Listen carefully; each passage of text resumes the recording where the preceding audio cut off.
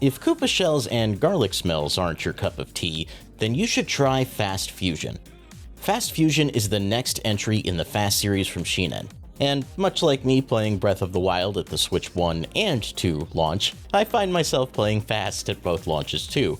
The flat circle of time continues to amaze. For those unaware, Fast is a futuristic racer in the same vein as F-Zero and Wipeout. You pilot floating machines at blistering speeds with the aim of surviving not only your fellow racers, but often the tracks themselves. Fast RMX was a great showpiece for the Switch 1 back when it launched, and it's arguably more true with Fast Fusion on Switch 2. There are various performance modes on offer based on your preferences, but I opted for the basic quality mode, which sports 1080p to 4K visuals at 60 frames per second. I do find that some of the image is a little blurry, but Shinen is working on an update that will lock this mode to 4K 60. They're also adding a pure mode, which will remove anti-aliasing and reprojection in a report via Nintendo Life. I look forward to revisiting the game when these updates come out, because for as nice as the game looks overall, the image quality can suffer. I've always liked Fast's approach to this genre of racer. There are boost panels on the field that come in both orange and blue. Your machine has the ability to change between orange and blue phases, and you'll get a speed boost if you're in the respective phase as you drive over it.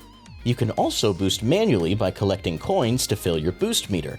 And just like its previous entry, Fast Fusion makes you feel like you're moving at ridiculous speeds thanks to the way the camera pulls back and warps the image. The sense of speed is just unmatched in other racing games. It's almost a shame that you move as fast as you do, because Fast Fusion is a beautiful game with lighting and environments that achieve an appealing blend of real and surreal. Unfortunately, unlike its predecessor, Fast Fusion only sports 12 tracks. Each track is unique and distinguishable from the last, but it's a shame to have so few available after Fast RMX. It is worth noting that Fast RMX was an enhanced port of a Wii U game, but I digress. Shinen does say that there are more tracks on the way, such as Alpine Trust from Fast RMX, and I look forward to seeing how much content the game has by the time it's content complete. The music still kicks ass, though. Up to this point, everything sounds like more of the same. That's not entirely true, though. Racers now have the ability to jump using the L button, and the tracks have been designed with this new ability in mind. One of my favorite things about Fast RMX was speeding off a ramp and seeing how much distance I could make. You get a ton of airtime, and it feels great to pull off. But now I can do that on command, and I get rewarded for it. Many tracks feature branching paths or floating coins that you can only get if you jump. The NPC racers in the championship mode can be seen pulling some of these maneuvers off, and it serves as an introduction to these options. I'll admit that in my first few races, I wasn't really feeling the excitement or viscerality that could be found in Fast RMX. After I moved on to the Supersonic League, I realized why. Subsonic League is painfully slow. It serves its purpose introducing you to the tracks and letting you acclimate to the controls, but boy, compared to the rest of the game, this just feels bad.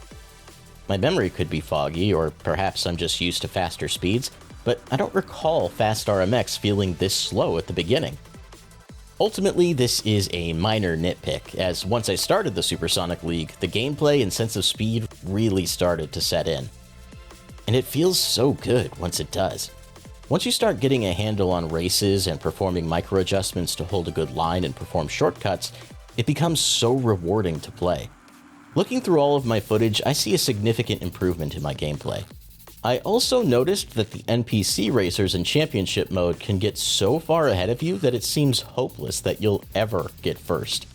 But then I found myself taking first place in the overall championship anyway. And that's because the NPC racers aren't always going to win races in the same order as they would in a game like Mario Kart. The game could be throwing me a bone, for all I know, but it felt good to not need first on every single track in a cup in order to win.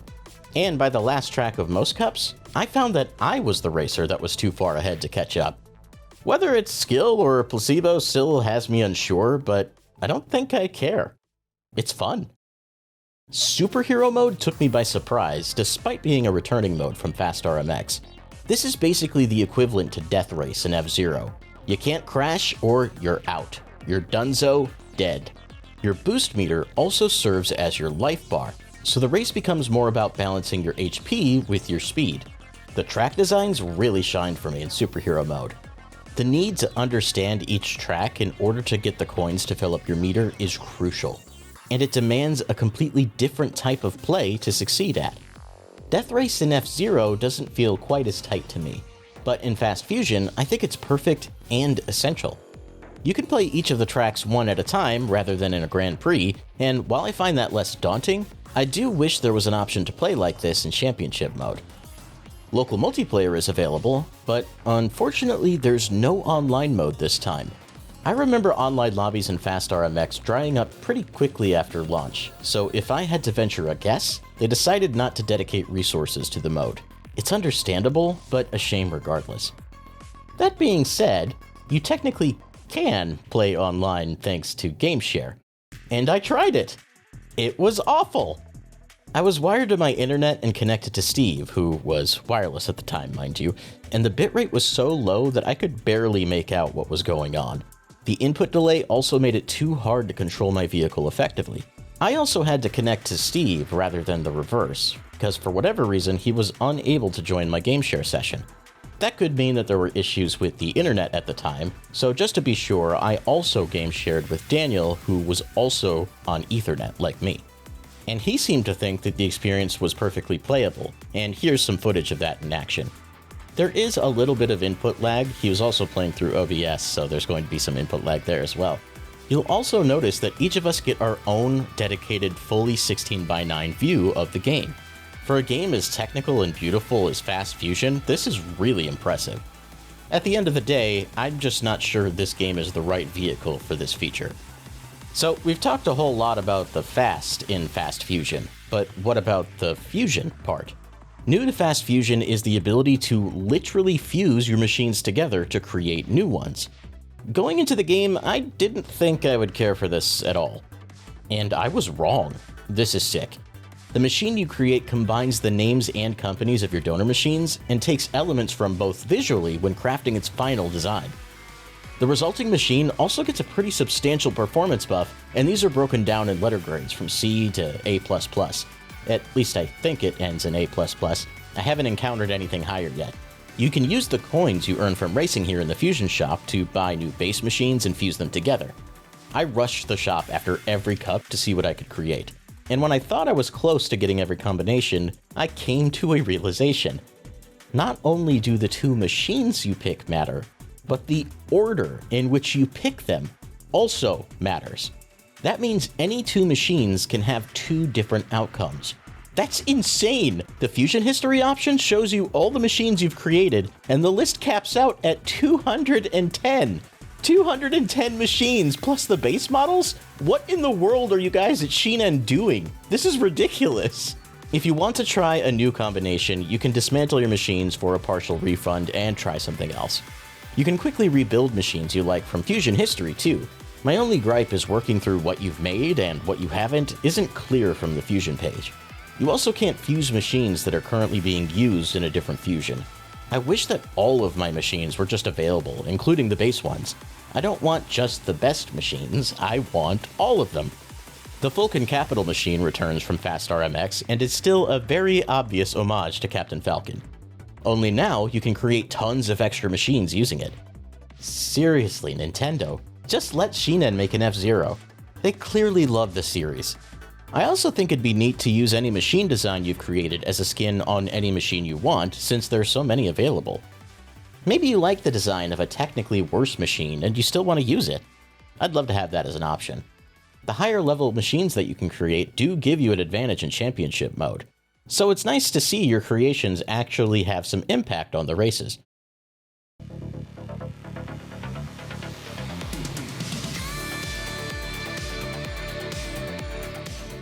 This game rips.